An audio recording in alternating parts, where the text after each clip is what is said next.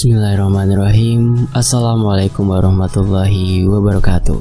Dibumbui dengan sebegitu cantiknya alur cerita ini yang diadaptasi dari kisah nyata. Fakta sejarah membacakannya untuk teman-teman di sini, karya dari Dewi Jambi. Ini dia bagian berikutnya. Tapi sebelum itu kita doa dulu ya. A'udzu bikalimatillahi tammati min syarri ma khalaq. Bismillahirrahmanirrahim. Wa huwas samiul alim. Allahumma sholli ala sayyidina Muhammad sallallahu alaihi wasallam. Ini dia bagian berikutnya, suami dari alam lain.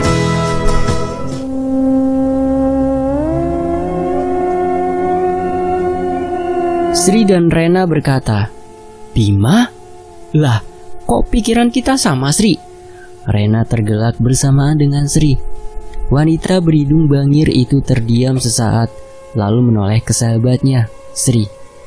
Apa itu makhluk sejenis Bima ya? Ia mengernyitkan dahi, mikir. Telunjuknya menepuk-nepuk dagu. Ah, sudahlah Ren. Lu terlalu banyak mikir hari ini. Beruntung lu selamat tadi. Mata lu ditaruh di mana sih? Sampai mau ketabrak. Omel Sri. Lu tuh yang pikirannya kemana? Ngapain manggil-manggil gue tadi? Rena mencebik. Gue? Gak ada Ren.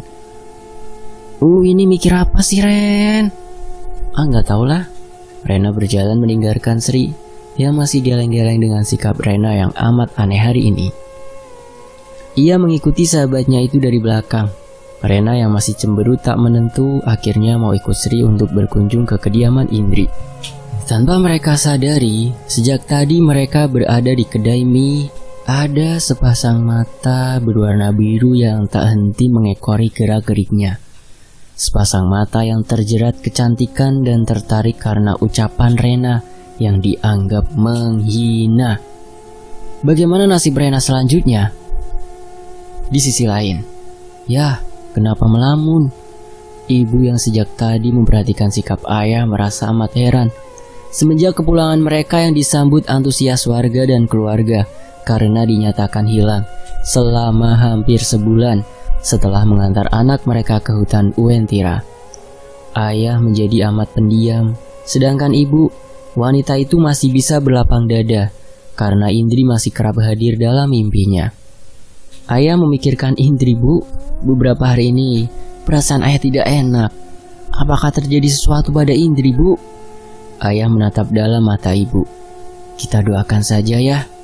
Ibu sempat bermimpi tentang Indri. Kelihatannya ia baik-baik saja, saut ibu. Ya, mudah-mudahan ya Bu. Ayah tersenyum getir.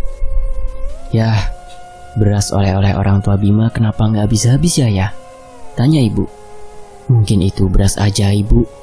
Bagaimana dengan emas yang mereka beri? Apakah berkurang? Kalau emas kayaknya berkurang ya. Kan sudah buat bikin rumah gede ini. Ayah merasa seperti kita menjual Indri, Bu.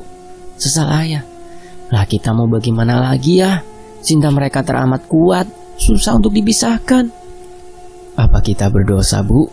Sampai saat ini ayah masih bingung. Jangan jadi beban pikiran ya. Doakan saja Indri bahagia di sana. Ibu mengulas senyum untuk suaminya. Ia berusaha tegar, tapi wajahnya tak mampu menyembunyikan lara. Ia pun sesungguhnya terluka dan tak rela kehilangan Indri. Walaupun mereka dapat pengganti, tapi ternyata harta sebanyak apapun tak dapat menggantikan Indri di hati, anak yang amat mereka kasihi.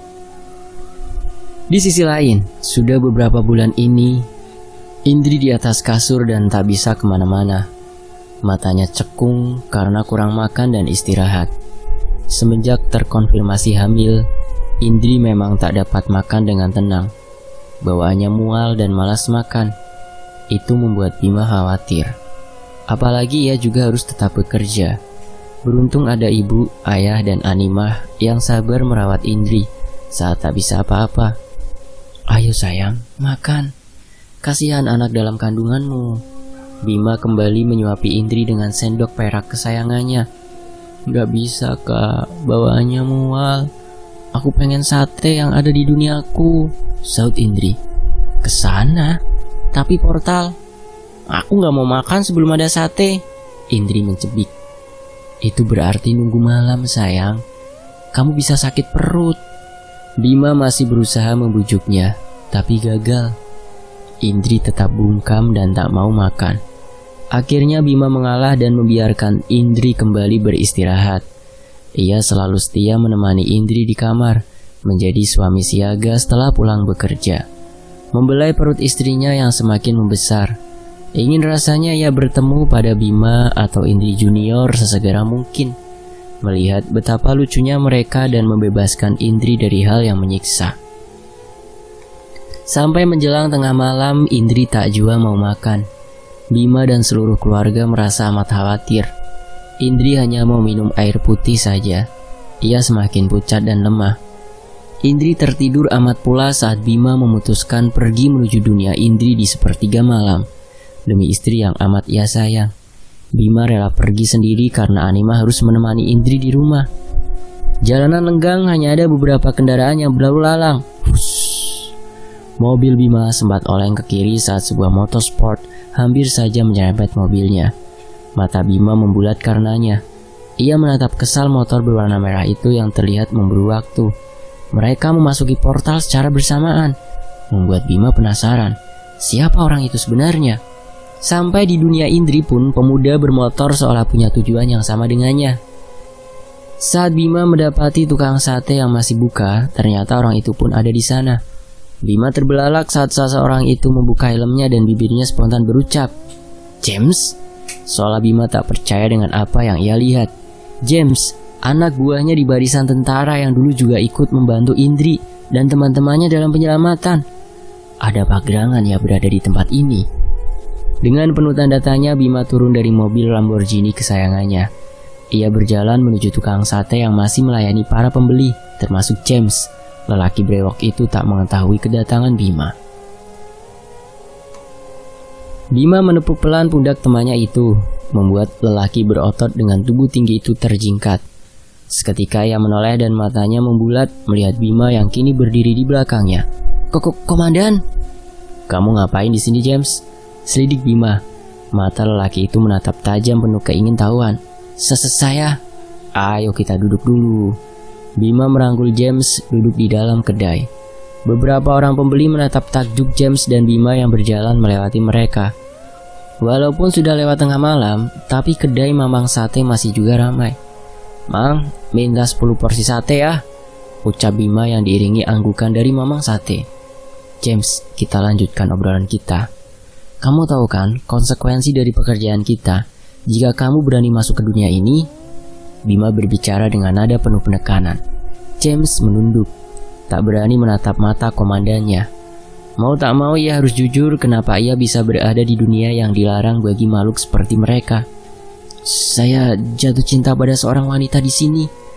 Jatuh cinta pada pandangan pertama seperti halnya Pak Bima." James berusaha jujur. Ia memberanikan diri menatap wajah komandannya yang mendadak mengkerut karena ucapannya. "Cinta? Siapa? Apa itu gadis yang kamu tolong hari itu?" Bima berusaha menerka-nerka. Dengan tersipu malu, James mengangguk. "Rena? Gadis itu? Rena?" "Iya, dia Rena." Lagi James mengangguk seraya mengulas senyum manisnya. Bima menghela nafas dalam dan melepasnya secara perlahan. Ia tahu perasaan James, sama seperti apa yang ia rasakan pada Indri. Tak mungkin menghalangi rasa cinta yang kini sedang tumbuh subur di hatinya. "Baiklah James, ini jadi rahasia kita saja ya. Aku akan berusaha semampunya menutupi dari petinggi-petinggi kita. Tapi ingat, saat latihan kamu jangan absen." "Ini Pak." Bertepatan dengan tepukan di bahu James, Mamang Sate datang membawa pesanan Bima dan James secara bersamaan. "Oke James, aku duluan. Istriku sedang menunggu," ucap Bima. "Siap komandan," saut James. Bima hanya tergelak karena sikap sopannya. "Kita di luar James, panggil abang aja. Tak perlu terlalu kaku. Anggap saja aku abangmu." Bima tersenyum tipis. Mata James berbinar mendengar ucapan komandannya. Bima melenggang pergi meninggalkan James yang masih asik duduk menikmati sate pesanannya. Tak lupa ia memesan kembali 1 bungkus untuk seseorang. Entah mengapa ia semakin sulit membuang bayangan wanita yang selama ini selalu hadir dalam mimpinya. Sementara itu di sisi lain, Ini sayang satenya. Bima menyodorkan 3 porsi sate di nampan yang ia bawa untuk Indri. Nampan itu ia letakkan di atas nakas. Tangan kekarnya membelai wajah Indri yang tampak semakin memucat karena kurang makan. Kehamilannya ini sungguh menguras banyak tenaga. Mendapat usapan lembut dari suaminya, Indri yang sedari tadi tertidur dalam keadaan perut yang teramat lapar, membuka matanya secara perlahan. Sebab indera penciumannya mengendus bau yang sangat enak. Ya, aroma sate membuat perutnya keroncongan. Ia sangat bernafsu untuk makan saat ini juga. Apa ini bau sate sayang? Indri mengucak matanya sembari mengendus aroma sate yang amat menyengat. Iya sayang, ini sate pesanan permaisuri cantikku. Bima menyodorkan senampan sate pesanan itu untuk istri tercinta. Tanpa menunggu lama, Indri langsung merebut nampan sate dan melahap satu persatu tusukan sate dengan nikmatnya. Indri amat rakus, membuat hati Bima pilu. Ia tak menyangka Indri yang selama ini pendiam ternyata menderita karena kehamilannya, membuat ia susah makan.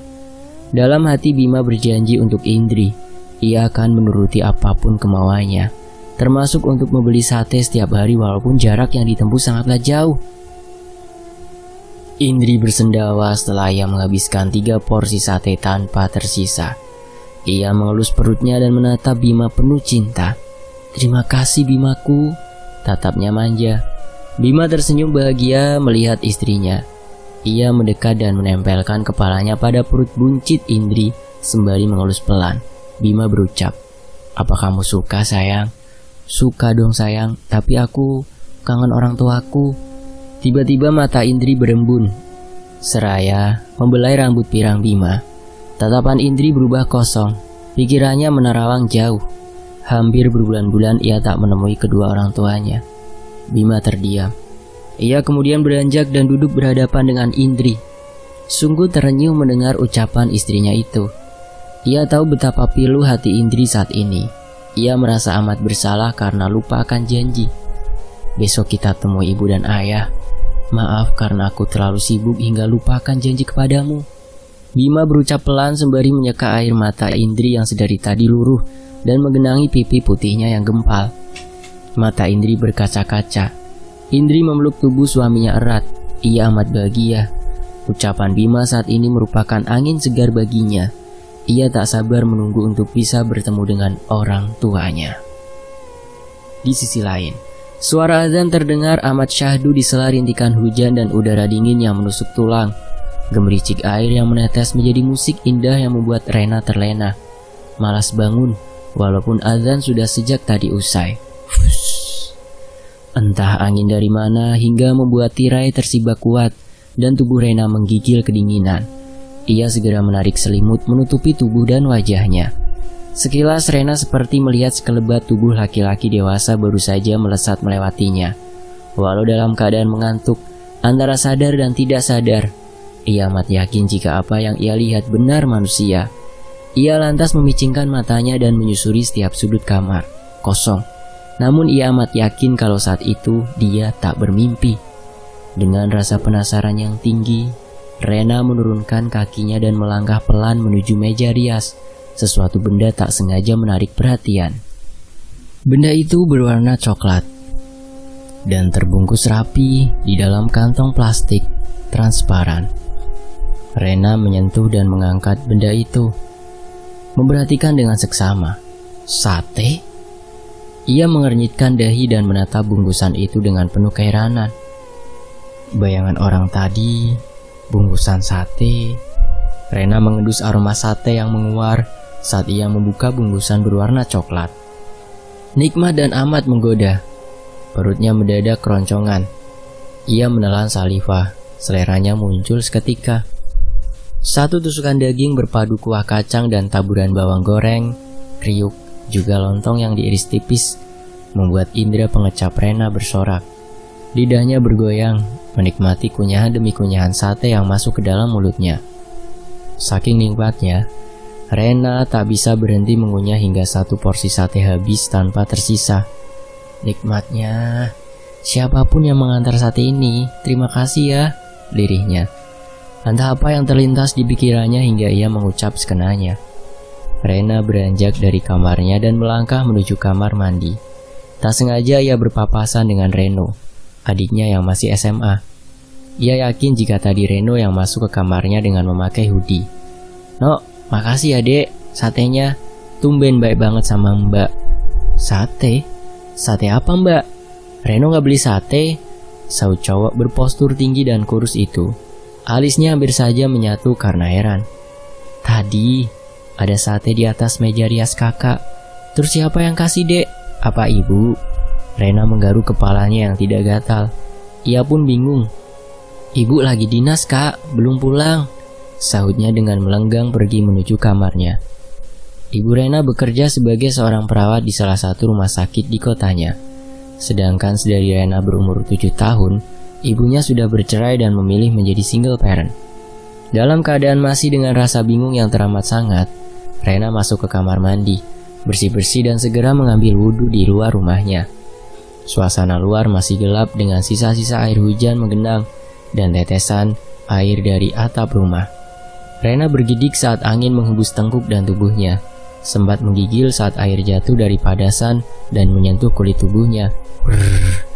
Dingin yang menyelimuti membuat Rena mempercepat wudhunya dan segera berbalik untuk masuk ke dalam rumah. Tak sengaja netra Rena menangkap sekelebat bayangan dari kejauhan. Bayangan tinggi lelaki berhudi abu-abu. Saat ia kembali menoleh, sosok itu hilang. Mata Rena menyisir semua tempat, tapi nihil. Tak ada seorang pun di sana. Rena bergidik ngeri dan secepat kilat ia masuk ke dalam rumah. Dalam waktu hampir bersamaan, ia merasakan beberapa keanehan. Ia amat yakin, ia tidak dalam kondisi bermimpi, dan memang ada yang mengikutinya saat ini. Rena mempercepat langkah dan mengunci semua pintu dan jendela di rumahnya. Setelah ia merasa aman, ia kembali ke dalam kamar dan bersiap-siap. Lagi, entah angin dari mana, lumayan kencang hingga menyibak tirai jendela. Rena menatap heran karena jendela tertutup rapat, dan hanya ada celah-celah sempit yang tak memungkinkan angin masuk selendang itu. Dak-dik-duk, suara detak jantung Rena terdengar bergemuruh. Tubuhnya terasa kaku saat ia merasakan ada sentuhan di punggung dan pinggangnya. Sentuhan yang amat terasa membelai dan menjalar dengan lembutnya. Siapa? Rena ingin menoleh tapi tubuhnya mendadak keras dan kaku. Ia tak bisa bergerak, hanya bola matanya yang bisa bergerak ke kiri dan kanan. Rena ketakutan, apalagi saat ia merasakan hembusan hangat di lehernya. Wangi min menguar memberi ketenangan pada Rena. Kau amat wangi Rena. Aku suka wangi dan wajahmu yang cantik. Rena terkesiap saat ia mendengar suara serak seorang lelaki tetap di telinganya.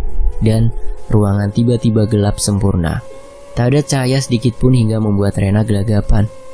Rena terhenyak saat tubuhnya tiba-tiba terangkat dan berada dalam gendongan seseorang. Dalam keadaan super mengerikan seperti ini, Rena berusaha berontak. "Lepaskan!" Rena memukul dan kakinya berulang kali berusaha menendang sosok yang ia tak ketahui wujudnya. Yang ia tahu sosok itu punya dada bidang karena berulang kali tangan Rena menyentuh dadanya. "Diam Rena, aku sakit hati padamu karena kau telah menghina makhluk sepertiku. Akan kubuktikan Rena, kau akan jatuh cinta padaku. Kau akan jatuh cinta pada seseorang yang kau sebut demit." Belum sempat Rena membalas ucapan sosok tak kasat mata itu, tubuh Rena diturunkan pelan di atas kasur. Satu kecupan ia rasakan di keningnya, berbarengan dengan bau min yang amat menyengat. Push! Angin kencang kembali menerpa wajah Rena dan klak! Lampu kembali menyala dan ruangan menjadi terang. Rena masih tak percaya akan apa yang ia alami barusan. Siapa dia? Apakah makhluk itu benar-benar demit seperti yang ia ucapkan barusan? Di sisi lain, sayang, Indri memeluk tubuh kekar suaminya dari belakang. Tubuh yang hanya berbalut handuk itu berbalik dan mengecup pipi yang semakin menggembul itu dengan gemasnya. "Kenapa permaisuriku? Terima kasih untuk satenya tadi malam." "Kamu mau lagi?" Bima menatap istrinya penuh kasih. "Iya, tapi kali ini aku mau makan di tempat." Indri menggelayut manja di lengan Bima. Ia begitu gemas dengan tubuh dan wajah tampan suaminya. Semakin lama dilihat, semakin Indri terbuai pada pesonanya. "Nanti malam kita pergi, sekalian berkunjung ke rumah ayah dan ibu ya," ajak Bima. Indri mengangguk cepat, senyum sumringah membingkai di wajahnya. Sekarang kakak mau berangkat kerja dulu ya. Kamu baik-baik di rumah, ucap Bima sembari memakai baju seragamnya dan bersiap-siap. Tak lupa ia mencium kening dan perut Indri sayang. Setelah Bima pergi, Indri menemui ibu mertuanya di dapur dan membantu wanita yang cantiknya alami itu memasak.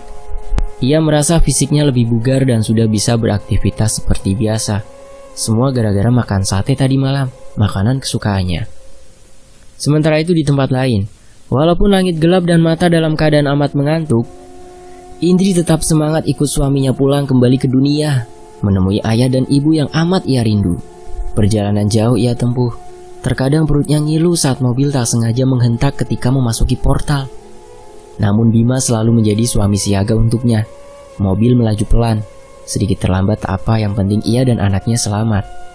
Indri makan dengan amat lahap di kedai sate yang buka 24 jam.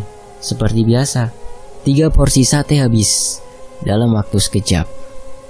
Hingga orang-orang yang berada di tempat melihat Indri aneh. Tubuh mungil dan ramping, tapi selera makan melebihi kuli, rakus. Bima melirik istrinya lembut saat Indri memancarkan mata merah dan ingin mendekati orang yang mengatainya dalam hati. Panas membara menjalari hati dan tubuhnya. Kamu jangan marah sayang. Kita berada di duniamu, di mana manusia akan selalu menjelekkan. Berbeda dengan duniaku yang masa bodoh. Itulah mengapa kita punya kemampuan untuk mendengar walau dalam hati. Dengan begitu kita malu jika ketahuan lagi ngomongin orang. Bima mengelus punggung tangan Indri sayang. Indri menggeram. Apa salahnya jika ia makan banyak? Toh ini bukan cuma untuk dirinya, tapi untuk anak dalam kandungannya. Sayang, kamu jangan marah-marah. Nanti kamu bisa mencelakakan orang. Bima berbisik memperingati Indri, istrinya. Indri mencebik. Ia geram dengan pikiran orang di sekelilingnya. Ingin rasanya ia mencabik dengan kukunya yang tajam. Tapi kembali lagi, ini bukan di dunianya. Ia pun mengerti buntut dari kemarahannya bisa membuat orang-orang tak berdosa kena imbasnya. Indri menarik nafas dan membuangnya dari mulut. Bima yang melihat tingkah istrinya terkekeh geli. Apaan? Indri menatap tajam tingkah Bima yang tersenyum geli melihatnya. Lucu sayang, kamu ngapain tadi? Bima masih cengengesan, sedangkan Indri berubah menjadi masam. Biar hilang marahnya kak, sahut Indri. Ya udah, sekarang kita pulang.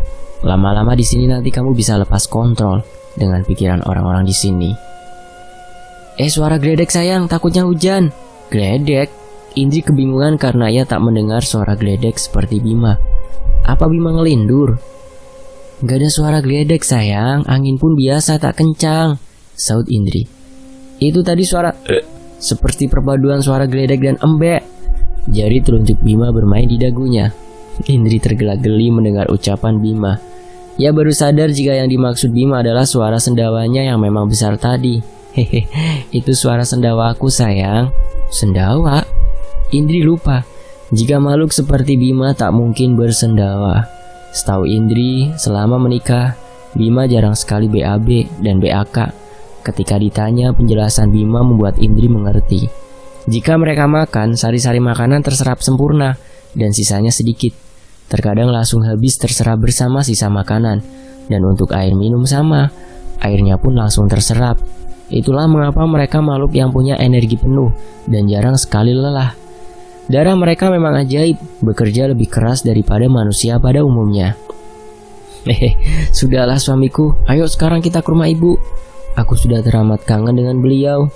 Indri mencekal tangan suami tampaknya. Manik biru mata Bima menatapnya haru.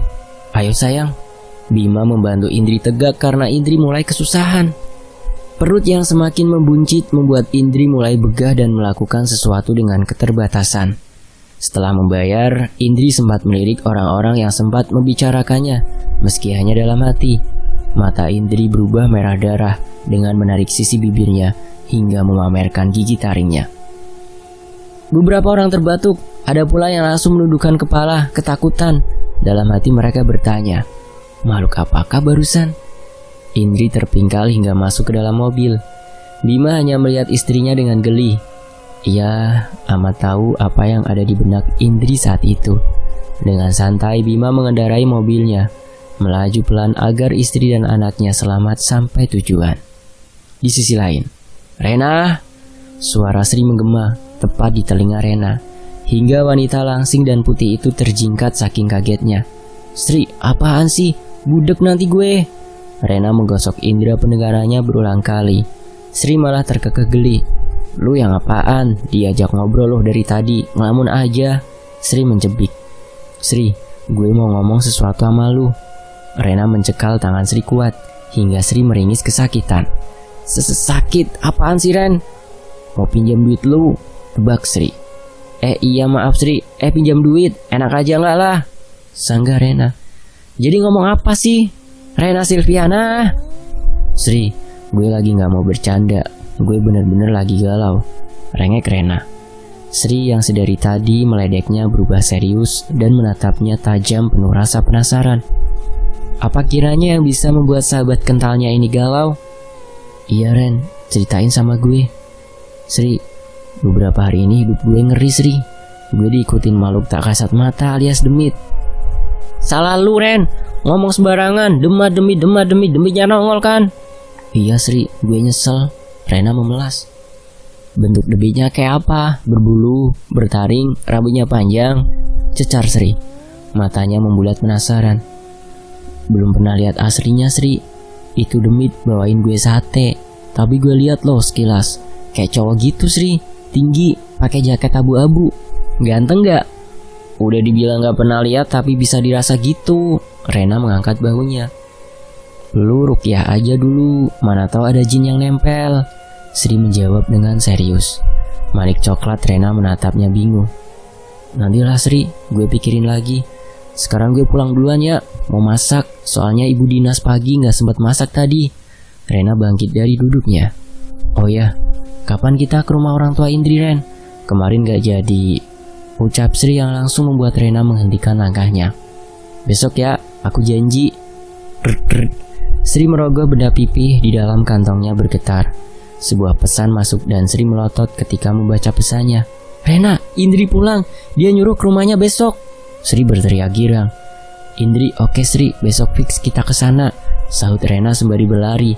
Ia ingin segera sampai rumah dan memasak untuk makan malam. "Assalamualaikum," Rena mengucap saat kakinya melangkah memasuki rumah kosong. Rena menghela nafas dalam. Beginilah jika ibunya Dinas dan adiknya Reno main ke rumah temannya. Rumah jadi sepi. Rena membuang tasnya ke sembarang tempat tanpa berganti pakaian. Rena melangkah menuju dapur dan mulai mencari bahan-bahan makanan yang bisa dimasak. Ia mengambil sayur dan ayam di dalam kulkas, mengupas bawang dan memotong cabai yang udah dicuci bersih. Rena sengaja tidak menghidupkan lampu karena sinar matahari masih menerangi dapur walaupun sedikit temaram. Saat Rena mengumpulkan rambut sebahunya menjadi satu dan mengangkat ke atas untuk diikat, Rena merasakan ada angin lembut menyentuh lehernya. Rena bergidik ngeri. Aroma mint menguar memasuki rongga penciumannya. Amat wangi dan maskulin menyebabkan gelanyar halus di tubuh langsingnya. Tubuh Rena membeku dan tak dapat bergerak saat ia merasakan sentuhan-sentuhan lembut di tengkuk dan lehernya, seperti ciuman-ciuman manja dari bibir mungil seseorang. Rena memejamkan mata seolah menikmati sentuhan demi sentuhan sosok tak kasat mata itu. Percuma. Rena memberontak pun sosok itu dengan gampang membuat Rena kalah. Rena merasakan pinggangnya dilingkari tangan kekar yang memeluknya erat. Hembusan hangat beraroma mint di telinga yang ia nikmati hingga indera penciumannya amat menenangkan. Rena nyaman, tapi tak dapat dipungkiri ia amat ketakutan. Jin jenis apa yang kini menggerayangi tubuhnya? "Aku bukan jin Rena, aku bukan hantu. Aku sama sepertimu, hanya berbeda dunia saja." Suara lirih nan serak menggaung di telinga Rena, membuat Rena seketika membuka mata. "Hah, kamu?" Manik coklat Rena membeliak saat netranya menangkap sosok tampan, kini berdiri amat dekat dengannya. Rena beringsut mundur. Tubuhnya gemetar ketakutan. Sejurus kemudian, ia berbalik dan ingin berlari menghindar. Namun ternyata lelaki tampan dan rupawan lebih gesit dan memaksa Rena untuk menyerah. Kau siapa? Sepertinya kita pernah bertemu." Rena berusaha memberanikan diri bertanya. Iya, tentu saja. Di kedai mie dan juga aku yang menyelamatkanmu saat kau hampir tertabrak beberapa hari yang lalu. Ia menjawab congkak. Tak mungkin. Lelaki itu berewokan dan bermata biru. Kau matamu coklat sepertiku. Rena menepis tangan pemuda itu dengan marah saat tangan kekarnya menyentuh pipi mulus Rena. Kau mau aku berewokan? Mau mataku biru? Itu gampang, Rena. Sengaja aku cukur berewokan itu biar kamu tambah terpesona pada ketampananku. Dan mata biru itu sengaja aku pakaikan softland. Duniamu ini aneh, Rena. Jika berjalan semua orang memandang takjub. Ya, aku memang tampan, tapi aku tak suka orang lain melihatku. Selain kamu, Rena. Sambil pemuda itu menjawil hidungnya. Hei, makhluk apa sebenarnya dirimu ini? Bersambung. Nantikan kelanjutannya hanya di Fakta Sejarah. Demikianlah sebuah kisah yang dibumbui dengan sangat luar biasa alurnya, yang diadaptasi dari kisah nyata. Dan saya pamit ya. Wassalamualaikum warahmatullahi wabarakatuh. Mampir juga ya di channel Cadangan Admin. Itu di layar akhir ada, dipilih salah satu tuh, tinggal disentuh saja. Nanti otomatis masuk ke channel Cadangan Admin. Saya pamit. Wassalamualaikum warahmatullahi wabarakatuh. Alhamdulillahirrabbilalamin.